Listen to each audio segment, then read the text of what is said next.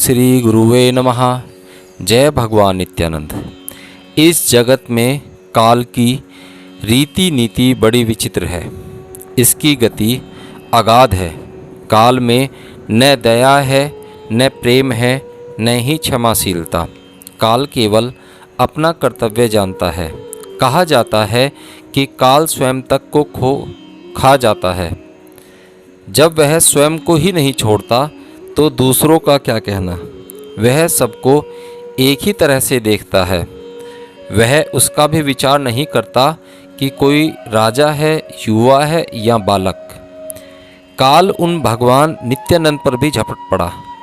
उनके दर्शन नेत्रों के लिए दिव्य थे। उनके मुखमंडल को देखकर असंख्य भक्त सुख हो जाते थे। उन्हें देखकर पापी मनुष्य पुण्य की, बुद्ध जीव मुक्ति की, दरिद्र धनवान जैसी और गुणहीन व्यक्ति सद्गुणों की अनुभूति करते थे। गुरुदेव इस अति अस्तर जगत में अपने भक्तों के आधार थे और फिर धीरे धीरे उन्हें हमारे ही नेत्रों के आगे से हटा दिया गया।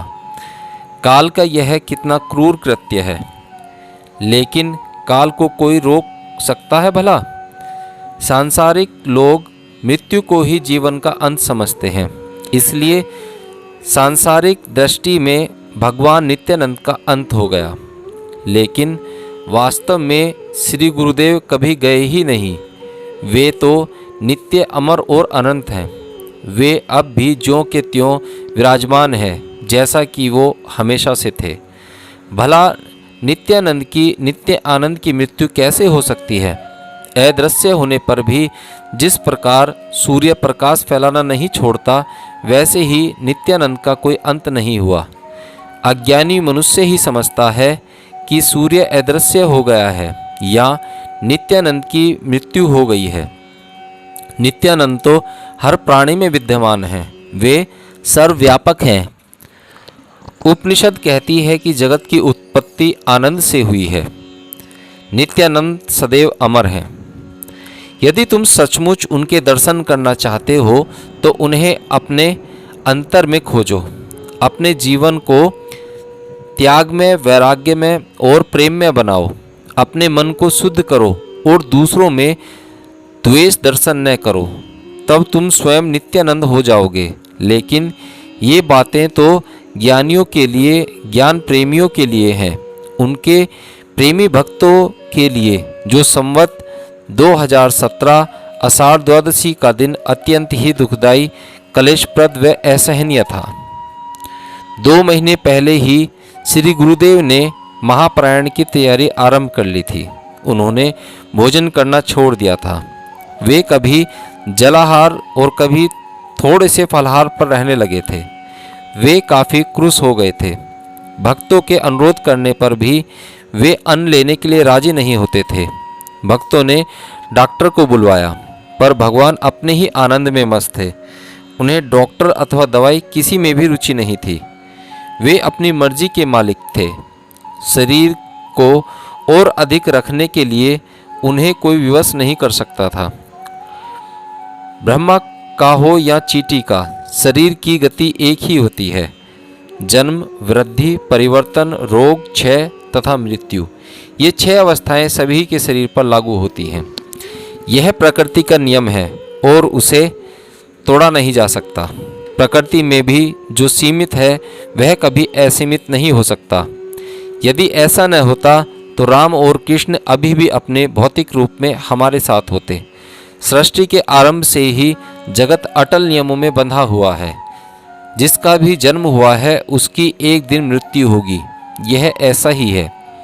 गुरुदेव का शरीर का अंत इतनी जल्दी हो जाएगा, इसकी किसी को कल्पना तक न थी। गुरु पूर्णिमा के दिन श्री गुरुदेव ने लेट लेट के ही दर्शन दिए। रविवार 6 अगस्त के दिन गुरुदेव ने सभी उपस्थित लोगों को देने के लिए काफ़ी का प्रसाद मंगवाया। उन्होंने मुस्कुराकर डॉक्टर निकलसन के छोटे लड़के को एक फल दिया। सभी भक्तजन हमेशा की तरह शांत बैठे थे। नित्य आने वाले भक्त कुछ दूर खड़े थे। 2 दिन बाद मंगलवार अगस्त 1961 को सुबह 10:40 पर उन्होंने महासमाधि ले ली। गणेशपुरी में श्री लक्ष्मण शाह खोड़े के बंगलोर हाउस में ऊपर की मंजिल पर एक बड़े कमरे में उन्होंने देह त्याग दी। वे उत्तर की ओर सिर करके लेटे थे। कुछ भक्तजन वहां उपस्थित थे। Boman Bahram, advocate D.M. पेवलेकर, श्री चिमनलाल पारेख, कर्णेरणा सेठी, बाबू सेठी, श्रीमती गंगाबाई साहा, कुट्टीराम स्वामी, महाबल स्वामी, डॉक्टर निकलस इत्यादि। आखिर तक श्री गुरुदेव वैसे के वैसे ही दिखते थे, वैसे ही तेजवान, शांत और गंभीर। कहीं कोई परिवर्तन नहीं हुआ था।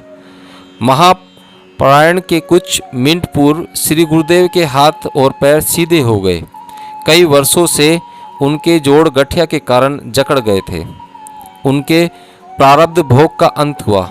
शास्त्रों में कहा गया है कि महात्मा जन अपने प्रारब्ध को भोग लेते हैं और फिर शरीर छोड़कर निर्वाण को प्राप्त होते हैं।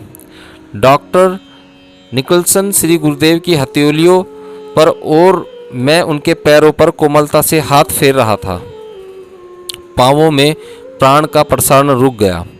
डॉक्टर ने उनके हाथ छोड़ दिए। महाप्रायण का समय आ गया था। प्राण उधर गति कर रहा था। मैंने श्री गुरुदेव के हाथ पकड़ लिए। जो संभवी मुद्रा पहले उनके चेहरे पर दिखाई देती थी वही फिर से देखने को मिली। ध्यान अंतर्मुखी, दृष्टि बाह्यमुखी। उन्होंने चारों ओर भक्तों पर प्रेम से एक कृपापूर्ण दृष्टि डाली और फिर दृष्टि को उधर कर लिया। भूमध्य में सुषुम्ना नाड़ी स्पंदित हुई। ओमकार का सुंदर मधुरनाद सुनाई दिया और उनके प्राण ब्रह्मांड चेतना में विलीन हो गए। मैं चित्कार कर उठा, गुरुदेव, और मेरा सिर गुरुदेव के वक्षस्थल पर झुक गया। चिमनलाल पारेख ने मेरी पीठ पर अपना हाथ रखकर कहा, मुक्तानंद स्वामी, क्या यह तुम्हारे रोने का समय है? मैं खड़ा हो गया।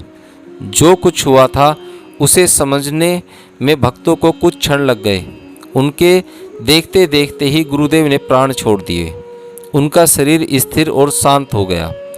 उनके जाने से संसार एक दिव्य सिद्ध महापुरुष के सहवास से वंचित हो गया। वे निराकार परब्रह्म के साकार रूप थे। ऐसे महात्मा का प्राण अत्यंत महत्वपूर्ण होता है। एक सामान्य मनुष्य की मृत्यु के समय उसकी आत्मा शरीर को छोड़ देती है और उसके कर्म अनुसार दूसरा रूप धारण करती है, किंतु जो परब्रह्म के साथ, परम सत्य के साथ, सर्वव्यापी सच्चिदानंद के साथ अपने एकत्व की अनुभूति कर चुके हैं, ऐसे महात्माओं के प्राण अनेक लोकों में भ्रमण नहीं करते, शरीर को नहीं छोड़ते हैं। महासमाधि के समय प्राण को छोड़ते नहीं हैं, ये सहस्त्रार्थ में विलीन हो जाते हैं। ऐसे महापुरुष के पुनर्जन्म का प्रश्न ही नहीं उठता। उनकी उपस्थिति मात्र से साधकों की वासनाएं नष्ट हो जाती थीं और उनका उद्धार हो जाता था। अतएव उनके जन्म मृत्यु के चक्र में पड़ने का अथवा दूसरा शरीर धारण करने का प्रश्न ही नहीं होता। इसलिए एक महात्मा की महासमाधि एक अद्भुत घटना होती है। उस समय मंत्रोच्चार, यज्ञ, शास्त्र पठन, अन्न वितरण, नाम कीर्तन आदि किया जाता है। ये सभी उनके प्रति भक्तों के प्रेम और आदर भाव को अभिव्यक्त करने और उनका स्मरण करने के लिए होते हैं। श्री गुरुदेव के शरीर त्याग के बाद यह प्रश्न सामने आया कि उन्हें समाधि कहाँ दी जाए और इस सारे कार्य की व्यवस्था किस प्रकार की जाए। इसके लिए एक समिति की नियुक्ति की गई और उसका अध्यक्ष मुझे बनाया गया। इस समिति के अन्य सदस्य थे सर्वश्री वाड़ीलाल चतुर्भुज, काकू भाई कोकाणी, लक्ष्मण शाह खोड़े, चिमनलाल साहा, डॉक्टर निकलसन, बाबू भाई कोकाणी, भास्कर गांधी, बाणो पाटिल, कुट्टीराम स्वामी, शांताराम सेठी और P.K. नैयर।